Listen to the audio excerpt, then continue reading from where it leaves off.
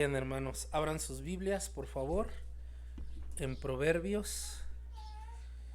Proverbios no es cierto. Abran sus Biblias en Deuteronomio, capítulo 32, versículo 35. Deuteronomio 32, 35. Otra vez yo, permítanme. Aquí grabar aquí.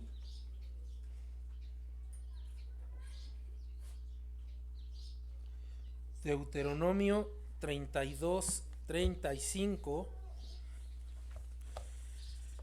Deuteronomio 32, 35 dice de la siguiente manera: mía es la venganza y la retribución, y a su tiempo su pie resbalará, porque el día de su aflicción está cercano, y lo que les está preparado se apresura. Oremos. Señor, le damos gracias en esta mañana, Padre, por permitirnos meditar en su palabra.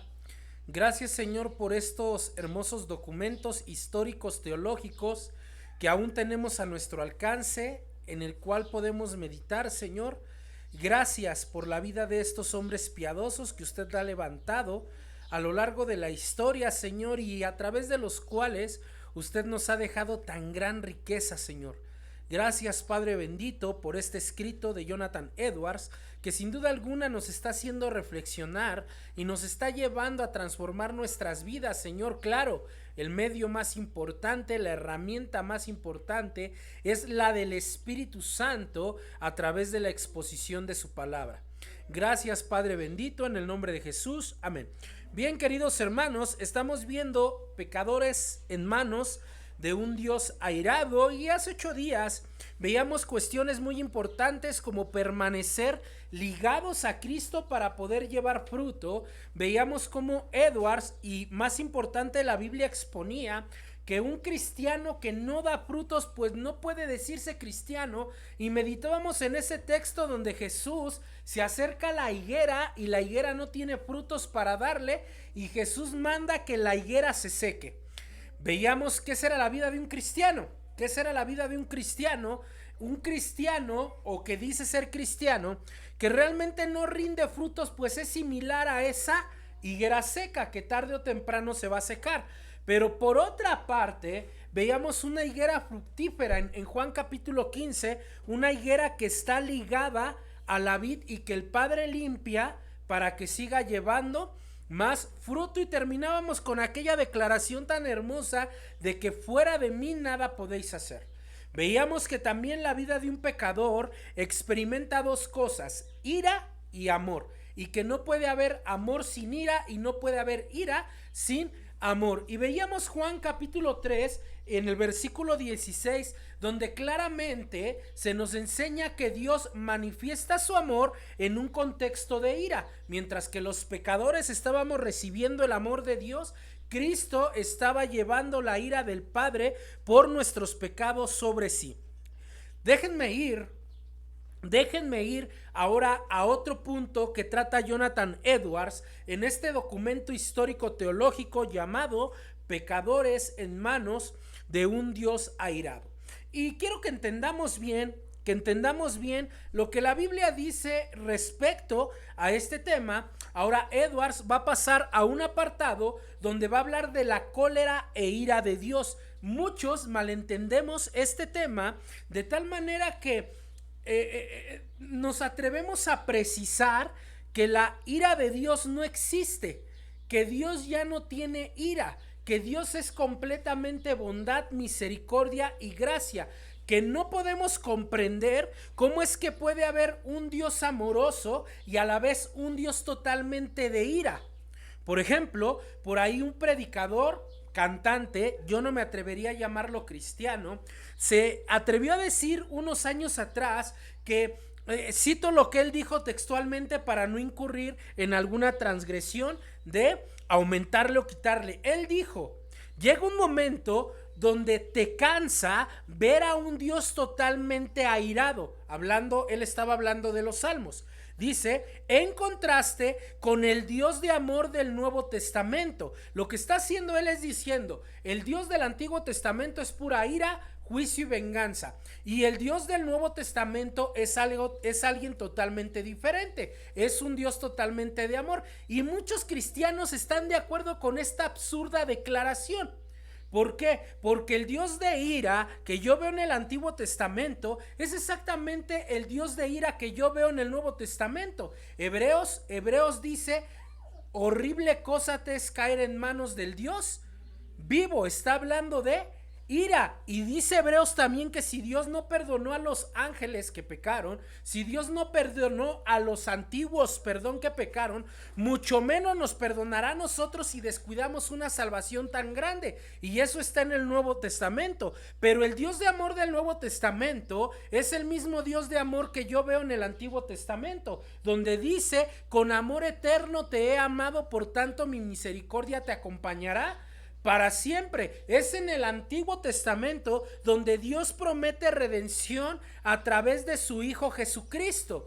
Entonces es el Dios de amor del Antiguo Testamento que promete salvación al pecador, restauración al dolido, ¿se dan cuenta? Pero también es el Dios de ira del Nuevo Testamento que aparece en el Antiguo Testamento diciendo que Él no tendrá por inocente al culpable. Y es ese Dios de ira del Antiguo Testamento que promete juicio en el libro de Apocalipsis en el Nuevo Testamento. Tanto que en el libro de Apocalipsis vemos 7 sellos de juicio, vemos 7 trompetas de juicio y vemos 7 copas de juicio. De tal manera que los que creen esto y compartieron el pensamiento de este falso cristiano, en realidad lo que están diciendo es que el Dios del Antiguo Testamento es totalmente diferente al Nuevo Testamento. Pero yo quiero que piensen esto, hermanos.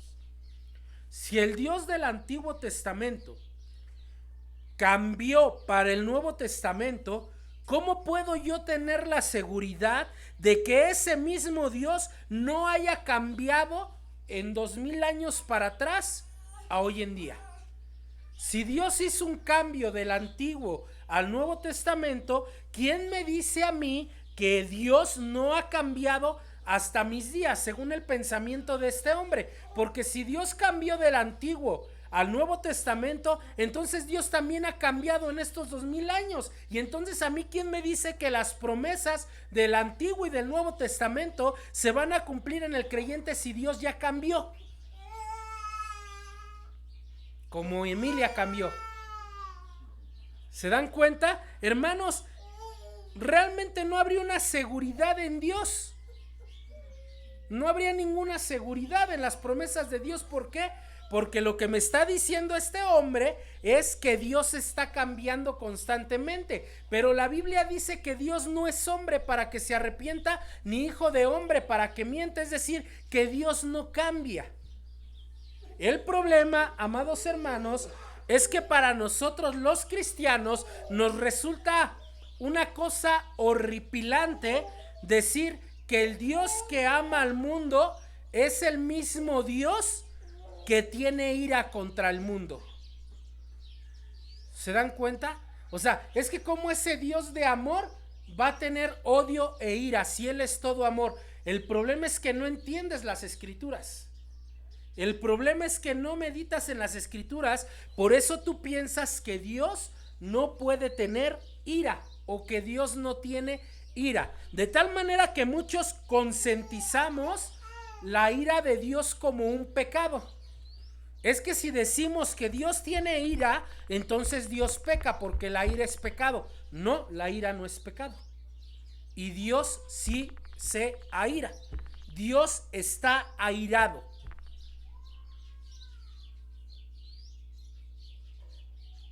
Y eso es lo que yo tengo que entender.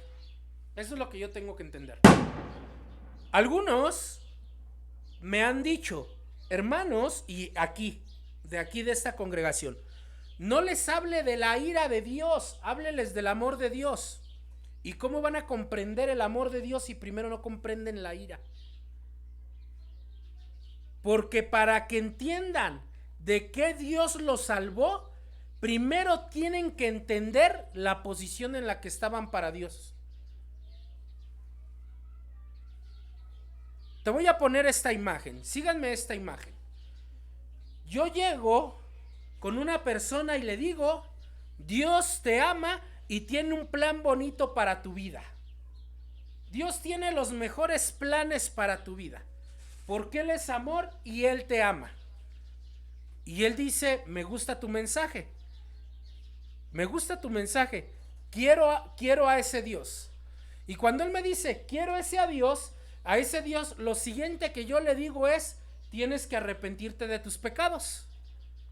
¿Saben qué me va a contestar? A ver, espérate, pues no, que Dios me ama así como soy. ¿Cómo que arrepentirme de mis pecados? ¿Se dan cuenta cómo yo mismo mutilo el evangelio? No, hermanos. Primero hay malas noticias antes de las buenas noticias. Vamos a las malas noticias del Antiguo Testamento. Vamos a las malas noticias del Antiguo Testamento. Las malas noticias del Antiguo Testamento es que Adán y Eva pecaron, y cuando pecaron todos quedamos bajo la ira de Dios. Eso dice Pablo en Romanos. Por cuanto todos pecaron, están destituidos de la gloria de Dios. La Biblia es clara. Esas son las malas noticias. Las malas noticias, queridos hermanos, es que Dios da una ley que el hombre no iba a poder cumplir para nada. Ahí están las malas noticias. Dios le da la ley al hombre para que el hombre analice la ley y se dé cuenta que no puede cumplirla. Y al darse cuenta que no puede cumplirla, ¿cuál era la posición del hombre? La perdición, el juicio. Pero la ley también nos da las buenas noticias. La ley nos evidencia, nos señala que viene un Salvador, que Él sí puede cumplir la ley y Él sí puede satisfacer las demandas de Dios. Y esa misma ley me empuja a Cristo, según Gálatas capítulo 3, y al llegar yo a Cristo, eso me da la salvación. Es decir, que Dios le da primero al hombre las malas noticias para después llevarlo a las buenas noticias. De tal manera, amados hermanos, que de alguna manera podremos decir que la ira de Dios son las malas noticias y el amor de Dios son las buenas noticias, y que ambas actúan juntas. ¿Cómo? Les tengo una respuesta muy sencilla. No lo sé. Es un misterio. Solamente Dios puede comprender cómo en un mismo momento puede actuar la ira y el amor juntos. ¿En dónde puedo ver yo que actúa la ira y el amor de Dios juntos? En la persona de Jesucristo. En la persona de Cristo yo veo la ira y el amor de Dios al mismo tiempo. Piénsenlo, hermanos. Piénsenlo. La ira de Dios cayendo en Jesucristo. El amor de Dios saliendo de Jesucristo. No lo entiendo, yo no puedo entender. Si alguno de ustedes quiere decir, yo sí lo puedo explicar, les tengo una noticia: no lo intenten, van a pecar. Porque es describir el corazón de Dios de manera profunda. Es una arrogancia terrible decir, yo sí puedo explicar el corazón de Dios. Es arrogante. No se puede, hermanos. No se puede. Yo no puedo comprender, y el mismo Pablo lo dice en Romanos capítulo 9, la mente de Dios es inescrutable, es incomprensible. Yo no puedo comprender cómo al mismo tiempo un solo hombre esté recibiendo la ira y de él mismo se desprende el amor. Yo no lo puedo comprender. Se está más allá de cualquier mente humana. Repito, si alguien lo quiere explicar, va a pecar primero de arrogancia y después va a caer en herejía. Porque eso no se puede explicar. Pero aunque no se puede explicar, lo podemos vivir, hermanos. ¿Por qué lo podemos vivir? Porque nosotros pasamos de ira a amor. Efesios dice que nosotros éramos hijos de ira, pero el amor del Padre nos reconcilió a través de Jesucristo. ¿Se dan cuenta? No lo puedo explicar, pero lo vivo. Pero lo estoy viviendo. ¿Se dan cuenta? Miren lo que dice Jonathan Edwards acerca de los que se quedan en esa situación de incredulidad, de aquellos cristianos que se desaniman de manera rápida. Me recuerda a los de la tierra que cayó, la semilla que cayó entre pedregales. ¿Se acuerdan de Mateo 13? Dice que una parte de la semilla cayó entre pedregales y empezó a dar fruto, pero no tenía raíz. Entonces vinieron los problemas de la vida, vinieron las aflicciones por Cristo, se desanimaron y se fueron.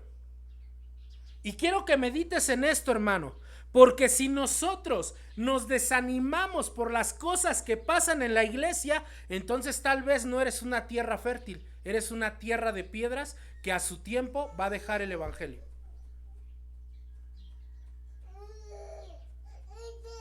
¿Y qué va a suceder? ¿Qué va a suceder? Dice Jonathan Edwards, cito: ellos son ahora el objeto de esa misma cólera e ira de Dios expresadas en los tormentos del infierno. Déjenme repetir esta frase. Cito: ellos son ahora el objeto de esa misma cólera e ira de Dios expresadas en los tormentos del infierno. Y la razón por la que no descienden al infierno a cada momento no es porque Dios, bajo cuyo poder se encuentran, no esté en ese preciso momento airado con ellos, como lo está con las muchas criaturas desgraciadas que ahora no están siendo atormentadas en el infierno, donde sienten y viven el furor de su ira. Sí, Dios está mucho más airado con muchos ahora sobre la tierra, aún sin duda con algunos que leen este folleto, esta predicación, quienes creyéndose a salvo se encuentran en las mismas condiciones que aquellos que ahora están en las llamas del infierno. Un teólogo le llama a esto el infierno en la tierra. ¿Cómo que el infierno en la tierra? Sí, comienzan a vivir el infierno desde aquí. Esa es la condición de un pecador que no se arrepiente o de alguien que dice ser cristiano pero realmente no lo es. Esa es la condición. La condición es: empiezan a vivir el infierno en la tierra. ¿Por qué? La mayoría de nosotros decimos, escuchen lo siguiente: ¿cómo esa persona que no es cristiana le va mejor que a mí? ¿Y qué creen? Ese pensamiento no es nuevo. Ese pensamiento ya está en las escrituras, en uno de los salmos. Asaf, que es el que escribe este salmo, dice: Señor, ¿cómo es posible, estoy parafraseando este salmo, que a los pecadores les vaya mejor a mí que me entrego a ti? Y al final del salmo, Asaf dice: ya entendí por qué, porque su perdición está cerca. Mas la redención mía es eterna. Hermanos, todo lo bien que le pueda ir a las personas sin Dios es lo mejor que les va a pasar. Es lo mejor que pueden tener. Y después de ello, ¿qué van a tener? Perdición, el infierno. Pero el dolor que experimente un cristiano en esta tierra es lo peor que le puede pasar. Porque después, ¿qué viene? La gloria eterna. Entonces ellos empiezan a vivir el infierno en la tierra. ¿Por qué? Porque el Dios del dinero los consume. El Dios del dinero los atrapa, los hace vanidosos, los hace orgullosos, ávaros. Viven para tener más y más. O sea que aparentemente, aunque tengan todo, en realidad no están teniendo nada.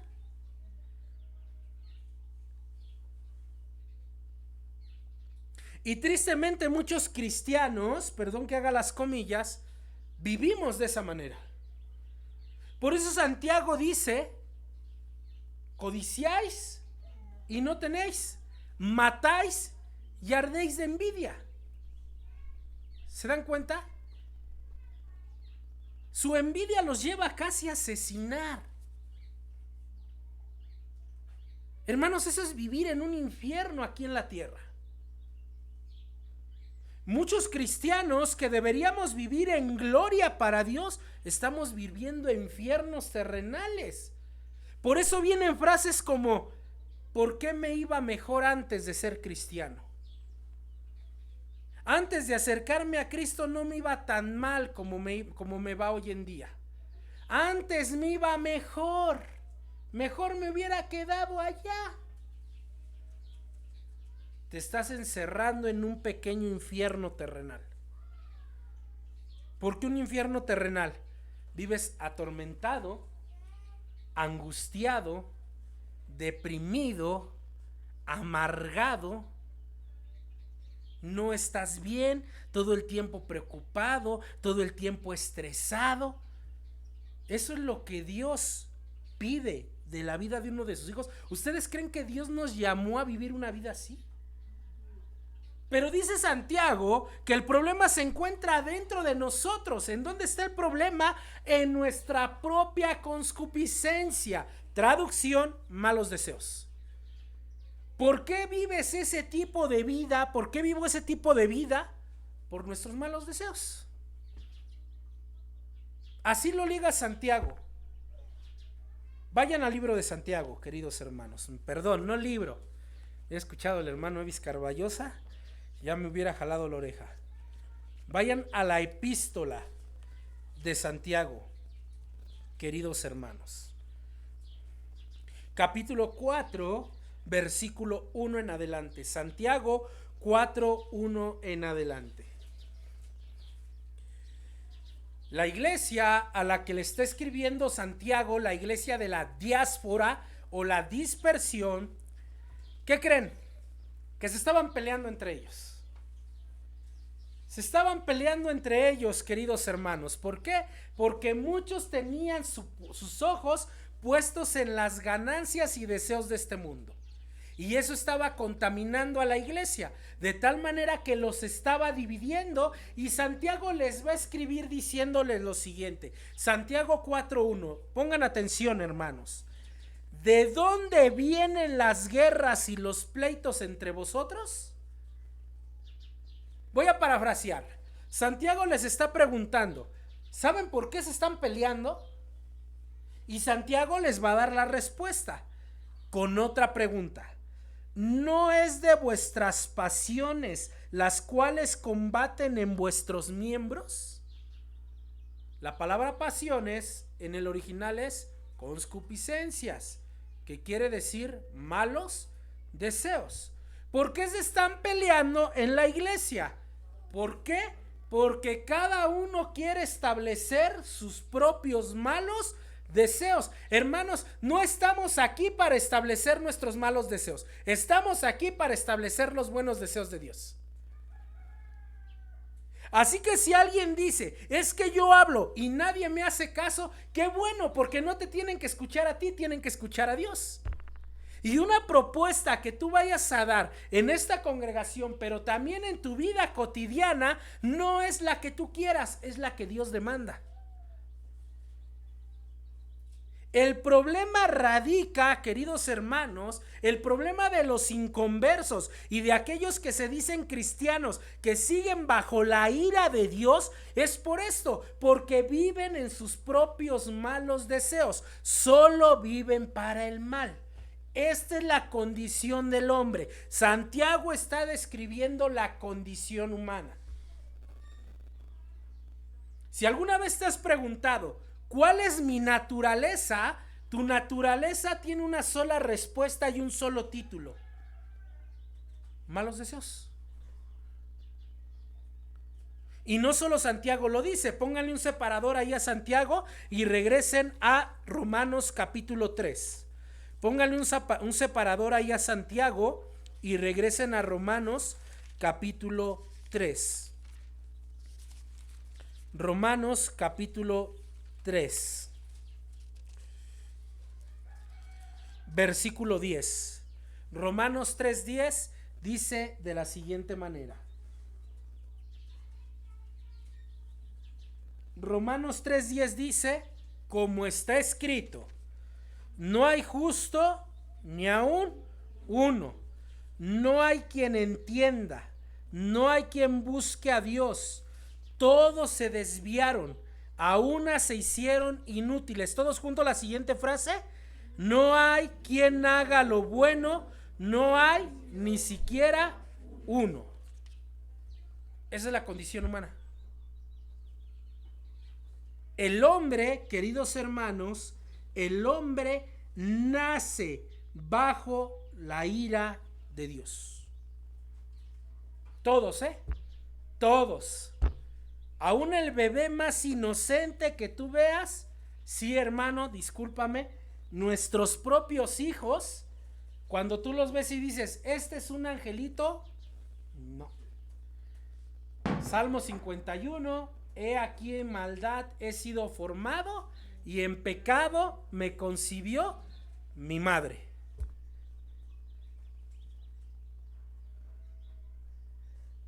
No, es que mis hijos son unos santitos, ve mi bebé. No, cálmate, tranquilo. No es así. La naturaleza humana está corrompida. Pero esto no es nuevo. Adán y Eva. Génesis 5:4. Y Adán tuvo un hijo conforme a su imagen, conforme a su semejanza. Ya no a la semejanza e imagen de Dios, sino a su semejanza de pecador.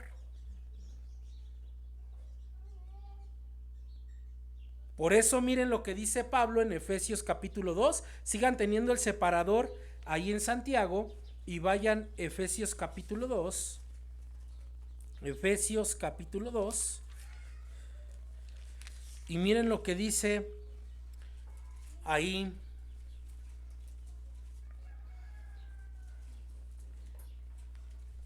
Efesios capítulo 2, versículo 1 en adelante. Miren lo que dice Pablo para corroborar esto, queridos hermanos. Dice ahí Pablo, Efesios 2:1, y Él os dio vida a vosotros cuando estabais, ¿qué? Muertos en vuestros delitos y pecados. No dice enfermos, porque he escuchado a muchos predicadores decir, es que está enfermo de pecado. No está enfermo. Está muerto. Muerto en vuestros delitos y pecados, versículo 2, en los cuales anduvisteis en otro tiempo, siguiendo la corriente de este mundo, conforme al príncipe de la potestad del aire, el espíritu que ahora opera en los hijos de, entre los cuales también todos vosotros vivimos en otro tiempo, en los deseos de nuestra, ahí está, concupiscencia. ¿Ya lo vieron? Y miren qué dice Pablo, haciendo la voluntad de la carne y de los pensamientos. Todos juntos leemos esta frase, y éramos por naturaleza hijos de ira, lo mismo que los demás. Yo no le puedo decir a un pecador, Dios te ama como eres, porque eso es una mentira. Eso es una mentira. Por eso, para aquellos amor predicadores que nada más predica el amor de Dios, tengo un problema serio contigo. ¿Cuál es el problema serio? Que tú le estás predicando una mentira del evangelio a aquella persona, porque él es un hijo de ira. ¿Por qué? Regresen a Santiago. Santiago 4:2.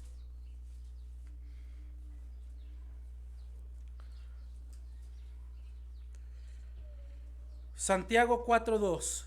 Dice la palabra, codiciáis y no tenéis, matáis y ardéis de envidia y no podéis alcanzar, combatís y lucháis, pero no tenéis lo que deseáis, porque no pedís. Pedís y no recibís, porque pides mal, para gastar en vuestros, oh almas adúlteras, ¿no sabéis que la amistad del mundo es enemistad contra Dios? Cualquiera pues cualquiera que quiera ser amigo del mundo se constituye enemigo de Dios. La escritura es clara cuando sabemos leerla, cuando la leemos con detenimiento. Todo pecador, todo aquel, aunque asista a una iglesia cristiana, aunque participe en las ofrendas, aunque participe en los ministerios, aunque esté predicando en un púlpito, si realmente no se ha arrepentido, ¿está bajo qué? Bajo la ira de Dios. Y aquí tengo una pregunta, queridos hermanos. ¿Qué es la ira de Dios?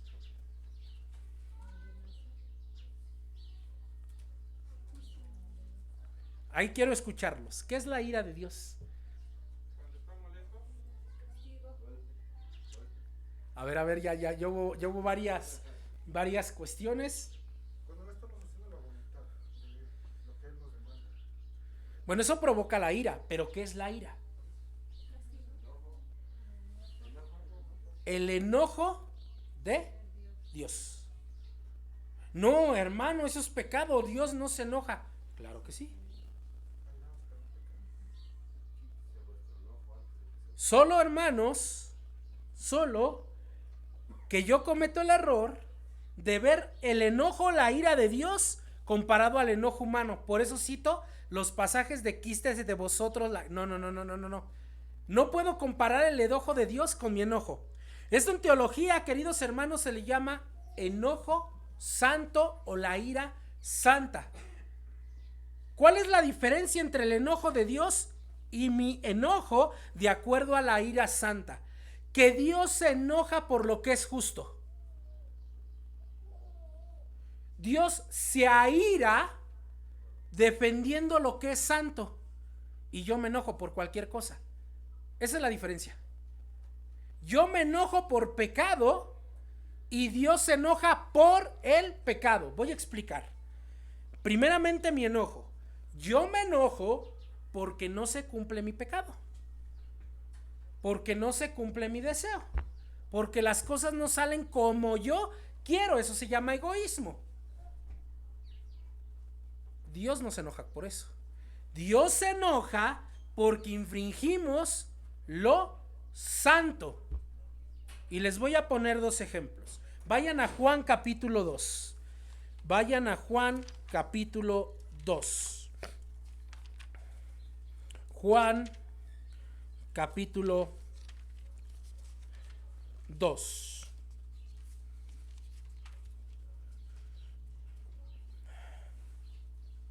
Versículo 15. Cuando habla de la purificación del templo. Juan 2:15. Dice la palabra de Dios. Y haciendo un azote de cuerdas, echó fuera del templo a todos, y las ovejas y los bueyes, y esparció las monedas de los cambistas, y volcó las mesas, y dijo a los que vendían palomas: quitad de aquí esto, y no hagáis de la casa de mi padre casa de... Ahí es Jesús, es Jesús el que está azotando, volcando y corriendo a las personas del templo. Y muchos dicen: aquí Jesús pecó. No pecó. ¿Qué estaba defendiendo Jesús?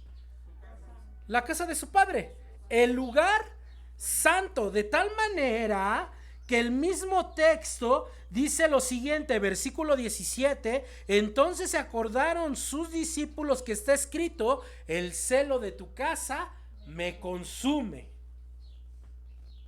Dios se aira por defender lo santo. Vayan al Evangelio de Marcos. Evangelio de Marcos. Para que nos quede claro esto, queridos hermanos. Marcos capítulo 3.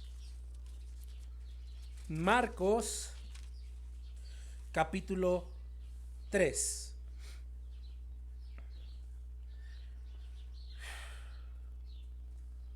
Versículo 5. Dice: entonces mirándolos alrededor, ¿con qué? Con enojo, entristecido por la dureza de sus corazones, dijo al hombre: extiéndela. Yo aquí me pregunto, ¿cómo será ver con enojo y al mismo tiempo triste? ¿Cómo será esa mirada? Digo, porque la mirada de enojo la puedo identificar fácilmente, ¿no? Uno le hacemos así, otros abrimos así los ojos. En mi caso se me levanta una ceja cuando estoy enojado. Cuando ya estoy muy enojado, van a ver que mi ceja se levanta. Bueno, mi hermana Ruth ya ha sido testigo de eso. No sé por qué, mi ceja se levanta, desde niño ha sido así. Y siempre es la derecha. Me enojo y ya mi mamá sabía, claro, es mi madre, me conoce. Sé que estás enojado porque estás así. Así estoy. ¿Por qué? No lo sé. Pero, ¿cómo será ver con enojo y tristeza a la vez? Eso solamente alguien perfecto como el Señor Jesucristo lo podría hacer. La pregunta es ¿por qué estaba enojado? Bueno, él entra a una sinagoga y va a curar a un hombre. Él iba a hacer lo bueno. Y los fariseos y saduceos se lo prohíben mientras ellos planeaban matarlo. En ese momento que Jesús quería hacer el bien, ellos querían hacer un mal. ¿Cuál? Matar a Jesús. Por eso le provocó ira. ¿Por qué Dios vive airado con el pecador? Porque al pecador le encanta estar manchando lo sagrado, ensuciando lo puro y atentando contra la santidad de Dios. Por eso Dios vive airado con el pecado. Hay una frase que dice: Dios odia el pecado pero ama al pecador. Sí y no. Dios ama al pecador como su criatura, un amor común, pero Él está airado con el pecador. Y Él va a enjuiciar al pecador. Y yo debo de entender eso, hermanos. Cuando yo peco, me estoy saliendo de la esfera del amor y me estoy posicionando en la esfera de la ira. Cuando tú vives lejos de Dios y pones otras cosas por encima de Él, te has desligado de la zona del amor y empiezas a vivir en la zona de ira. Por eso Jonathan Edwards dice lo siguiente, cito: pero no es porque Dios pase por alto su impiedad ni se ofenda, que no actúa y los quita de en medio. Dios no es para nada como ellos, aunque se creen que lo es. La ira de Dios arde contra ellos. Su condenación no duerme. El abismo está preparado. El fuego está listo. La caldera está caliente. Todo dispuesto para recibirlos. Las llamas rugen y arden. La espada resplandeciente afilada está blindada sobre ellos y el abismo ha abierto su boca debajo de ellos. Fin de la cita. ¿Qué está diciendo Jonathan Edwards? Lo voy a aplicar. Pecador, prepárate para el cielo o prepárate para el infierno. Ese es el único destino que hay. Ese es el único destino que hay para los pecadores. El cielo o el infierno. Cristo murió para que los pecadores redimidos pudieran tener el cielo. Más los pecadores, hermanos, insistimos en ganarnos el infierno. ¿Sabes qué, querido hermano? El infierno es por obras. ¿Lo habían pensado? ¿Lo habían pensado? El infierno es por obras. Medítalo detenidamente. Tu salvación es por fe. No te la puedes ganar tú mismo. Alguien más la tuvo que ganar por ti. Pero tu condenación sí es por tus propias obras. ¿Por qué? Regresamos a Romanos, regresamos a Efesios, regresamos a Santiago. Porque hacemos lo malo. Juan capítulo 3, porque amamos más las tinieblas que la luz. ¿Por qué? Dice Jesús, porque sus obras son malas. Hermano, no insistas en ganarte el cielo por obras. Eso solamente se ganan por las obras de Jesucristo. Pero estás haciendo un esfuerzo grandioso. Estoy haciendo un esfuerzo grandioso por ganarme el infierno. Wow. Fíjate, la iglesia tradicional, la religión tradicional, te dice, ¿quieres ir al cielo? Haz obras. Y la Biblia te dice, ¿quieres ir al infierno? Sigue obrando así. Vayan a Apocalipsis, hermanos. Vayan a Apocalipsis. Vayan a Apocalipsis.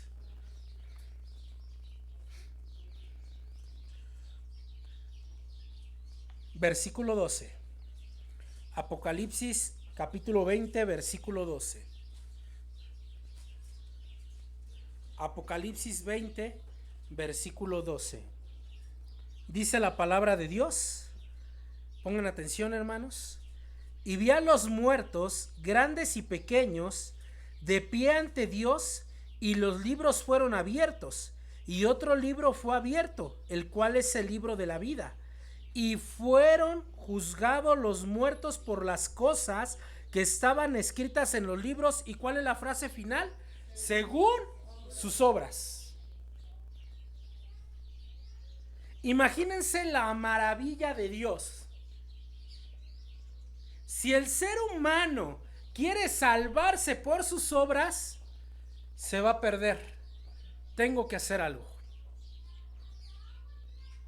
Y tengo que vivir la vida que ellos no pueden vivir, para que ellos, a través de mí, vivan la vida que nunca van a poder vivir. Voy a repetir esto, grábenselo, hermanos. Dios dijo, tengo que hacer algo. Me voy a encarnar y voy a vivir la vida que ellos no pueden vivir, para que ellos en mí tengan la vida que nunca van a poder tener. Por eso Cristo vino. Por eso Dios se encarnó, hermanos, para poder realizar las obras que tú y yo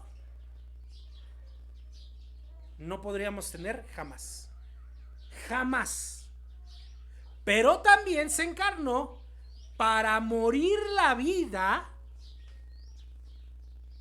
para morir la muerte que tú y yo merecíamos morir.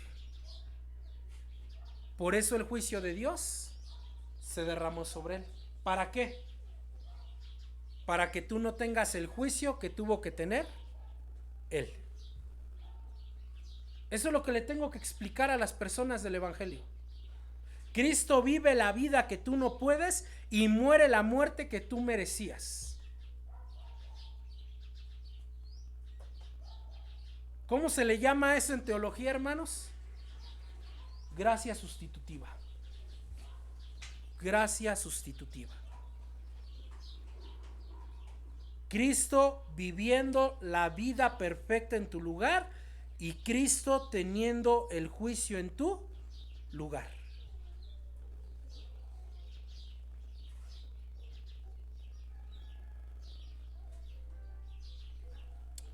Quiero hacer una pregunta. ¿Qué pasa, hermanos, si el hermano Jera se saca la lotería y tiene millones de pesos, muchos, y compra el carro más lujoso y caro del mundo, ¿no? Ese que ya hasta vuela, y viene y te dice, te lo regalo? ¿Qué harías con ese carro? No, ¿qué harías para los demás? ¿Qué harías con el carro? Bueno, deja eso. El carro. ¿Qué harías con el carro? Muchos lo conservarían porque tendrían miedo a acabarse. ¿Lo cuidarías? Lo cuidarías, lo tendrías en alta estima. Aquí les voy a confesar algo, queridos hermanos. Mi hermana Ruth le va a dar mucha risa porque sabe eso.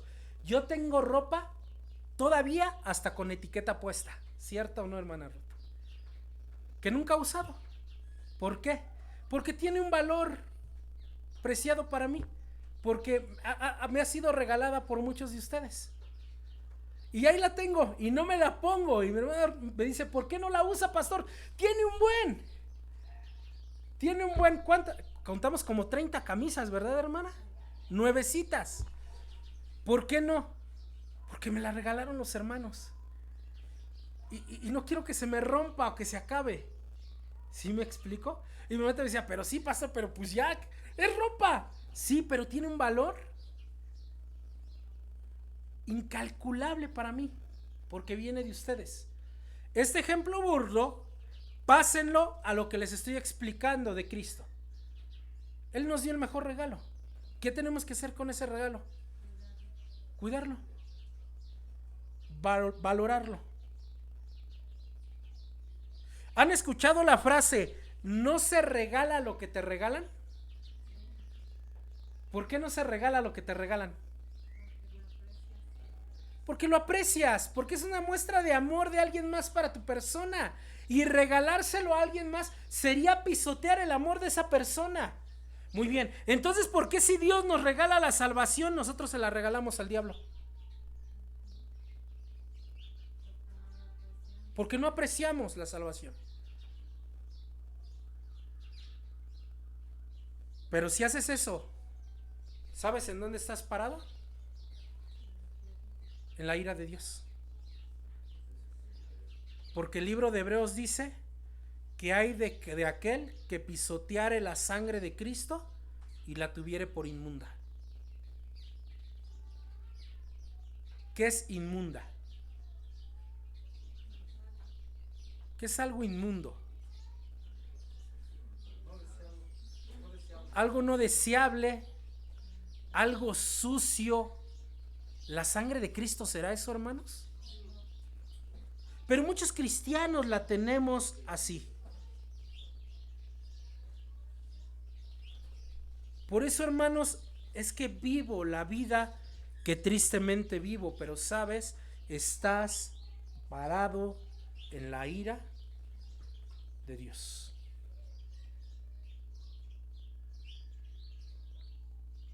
Entonces no le digas a las personas, nunca cambies, Dios te ama como eres porque tú mereces el amor de Dios. No, le debes de decir, arrepiéntete porque estás bajo la ira de Dios y al igual que yo mereces el infierno. Hermanos, se van a espantar. Pues que se espanten y no al rato que se vaya al infierno y tengas bajo tu conciencia delante de Dios el que esta persona diga, me estoy yendo al infierno por el falso evangelio que me predicó este. Yo he escuchado lo siguiente, hermanos, mira, tú acepta a Cristo y después vive como quieras, la Biblia no te exige nada. ¿Eso es verdad?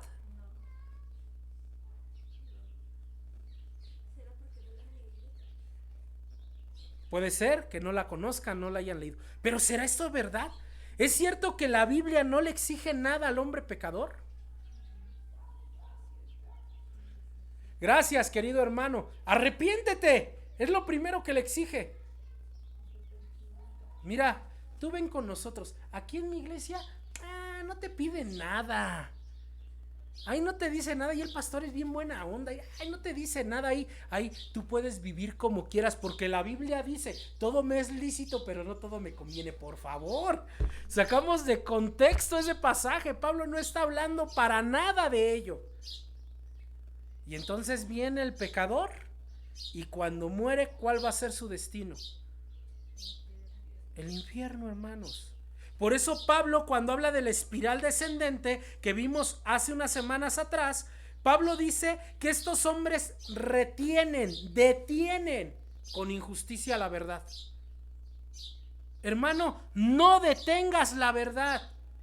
¿Sabes quién fue el personaje en la Biblia que más habló del infierno?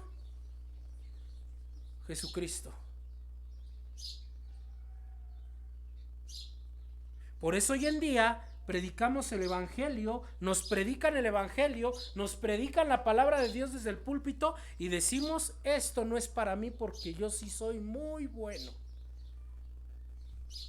¿Tiene que arrepentirse de qué? Pues yo soy buena persona. Pero ¿qué pasa con aquellos cristianos? Aquellos cristianos que viven en libertinaje.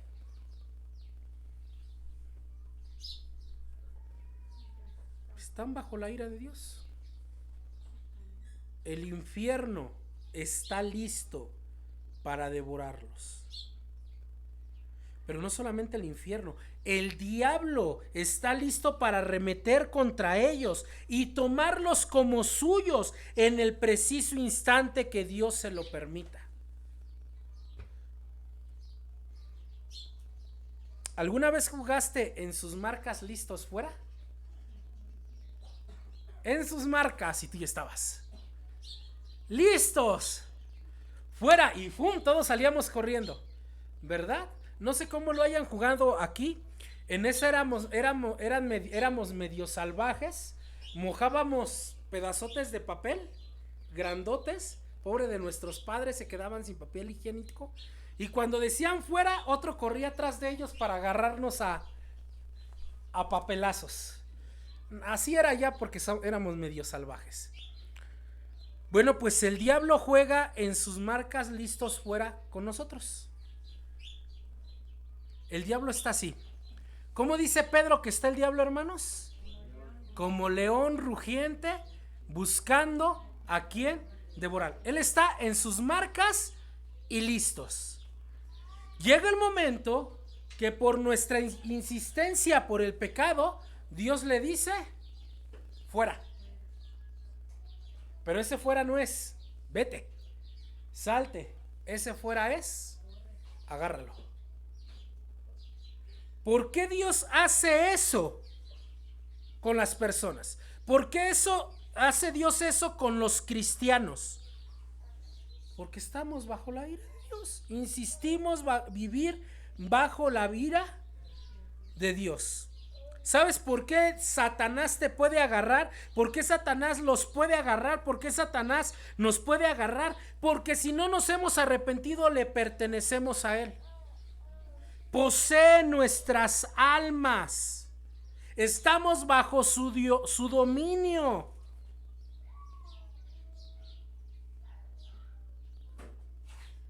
¿Cómo lo manifestamos? Un pecado no confesado.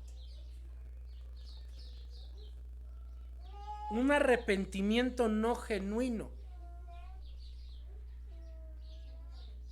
Cuando escuchamos el sermón el domingo y el lunes cometemos lo que el sermón del domingo nos dijo no debes hacer, estás bajo el dominio de Satanás. Y se invierte lo de Job. ¿Cómo que se invierte lo de Job? Cuando Satanás llega a la presencia de Dios y Dios le dice de dónde vienes y él dice vengo de rodear la tierra, es decir de causar calamidad, y Dios le dice, ¿ya viste a mi siervo Job? Dios presume a Job. Conmigo es al revés. Satanás, ¿de dónde vienes? De rodear la tierra. Y Satanás le dice a Dios, ¿ya viste a tu siervo? Eso es lo que dice Apocalipsis 12. ¿Ya viste a tu siervo Gerardo?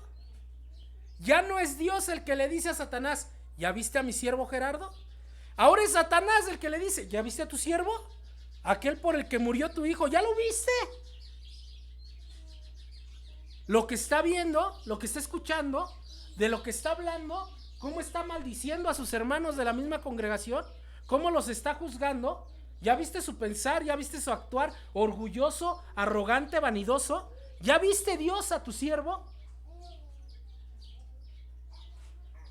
Es fuerte, hermanos, Estoy hablando de mí. Estoy hablando de mí. Es fuerte,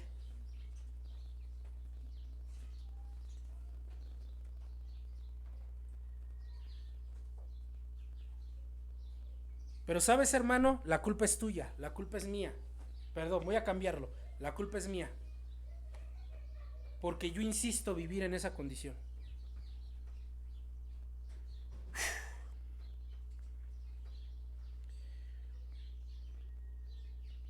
Vayan a Lucas 11:21.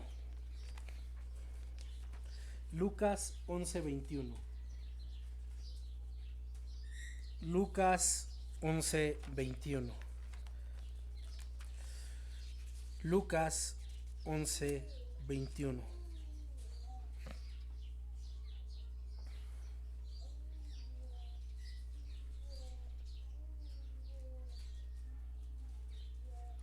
Dice la palabra de Dios.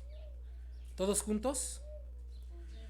Cuando el hombre fuerte, armado, guarda su palacio, en paz está lo que posee.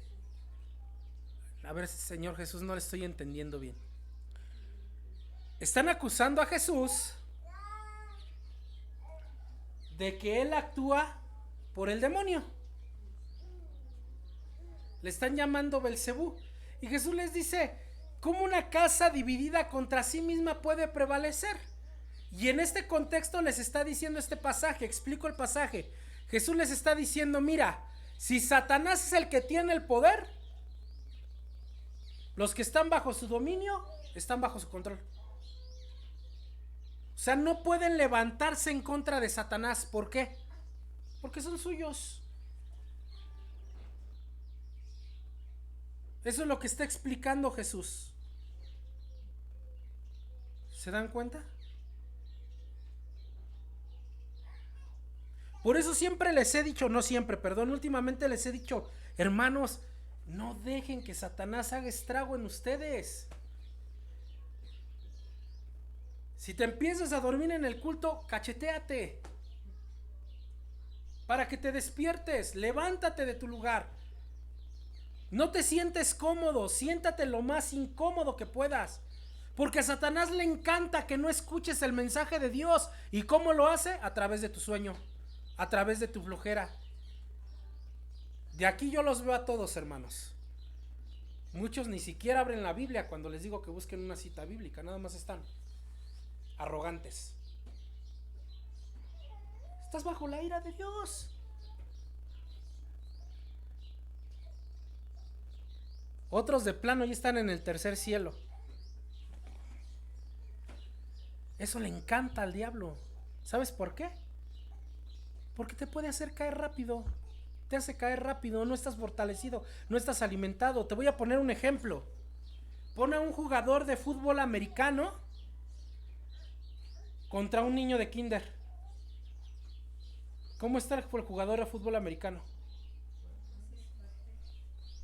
¿Y cómo está el niño de kinder? ¿Quién va a ganar? Y Satanás nos agarra así todos desnutridos. ¿Por qué? Porque nos cuesta mucho estar despiertos en la predicación. Porque nos cuesta mucho levantarnos temprano y llegar temprano a la escuela dominical. Muchos ni vienen. Porque no vamos a las células de estudio bíblico. Entonces viene cualquiera, te dice una herejía y tú: pues sí, cierto. ¿Se dan cuenta? Hermanos, por eso Satanás hace de nosotros lo que quiere. Sigue diciendo Jonathan Edwards, déjenme citar a Edwards. Cito: los demonios los vigilan, siempre están a su lado, los están esperando como leones hambrientos y codiciosos para ver su presa, y esperan tenerla. Pero por el momento se retiene. Si Dios retira su mano que los detiene, arremeterían sobre sus pobres almas. La serpiente antigua los ansía. El infierno abre su amplia boca para recibirlos, y si Dios lo permitiera, serían rápidamente tragados y perdidos. Hermano, quiero terminar haciéndote una pregunta.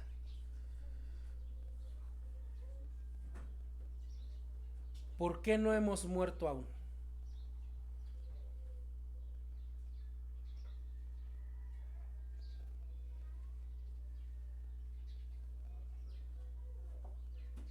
Muchos decimos: porque Dios tiene un propósito para mi vida. ¿En serio? Pues si ni vienes, ¿cuál propósito? Si no lees, si no oras, si no tienes comunión con tus hermanos, si no predicas el evangelio, ¿cuál propósito? Vuelvo a hacer la pregunta, voy a cambiarla, hermanos, denme con todo. ¿Por qué aún no he muerto? Y no me vayan a salir con que es que Dios todavía lo quiere aquí con... No, hermano, por favor. ¿Por qué, amigo? Dilo.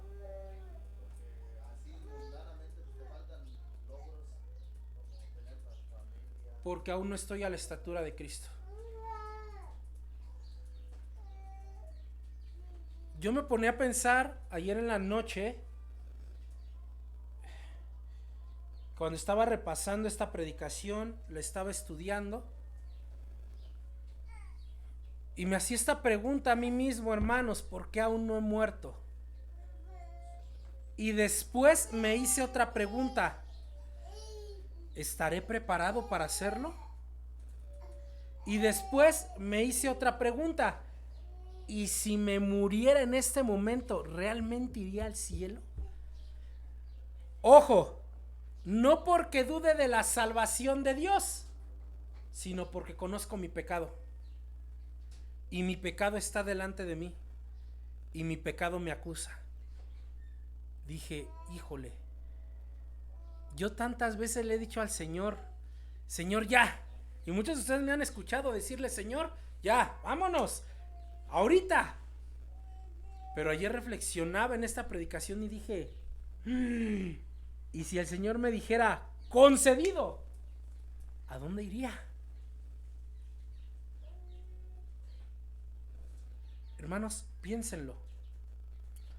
Estamos viviendo un momento muy crítico. Guerras, temblores, enfermedades. Los incrédulos dicen, no. Mismos cristianos, mismos cristianos diciendo, no, esos que son bien fanáticos, mismos cristianos, que luego ven algo así, dicen, no, los últimos tiempos, no es cierto. O sea, negando que Cristo va a venir. Y muchos de ellos se llaman teólogos, ¿no? No, es que mi postura, no quiero tu postura, quiero que dice la Biblia. Y muchos cristianos, y la Biblia lo dice, iban a negar su venida. Y así están muchos teólogos hoy en día. Por cierto, les mando un saludo. Así están, atacando a cristianos que predican la venida de Cristo, llamándoles mentirosos, llamándoles herejes.